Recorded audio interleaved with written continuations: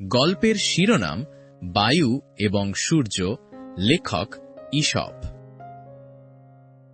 বায়ু এবং সূর্য তর্ক করছিল কে বেশি শক্তিশালী।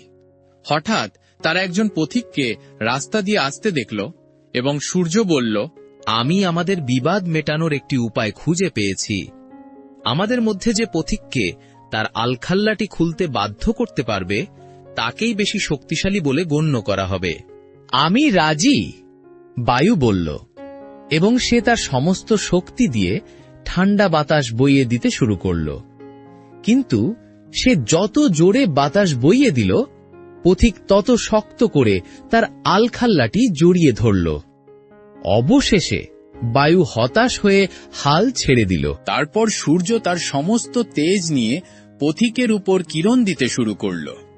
পথিক শীঘ্রই বুঝতে পারল যে তার আলখাল্লা পরে হাঁটা খুব গরম লাগছে। সে তা খুলে মাটিতে ফেলে দিল। সূর্য জিতে গেল। গল্পের নীতি কথা হল, জোরের চেয়ে প্ররোচনা ভালো।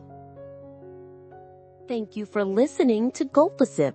If you enjoyed this story, don't forget to like, share, and subscribe to our channel for more tales every week. See you in the next story.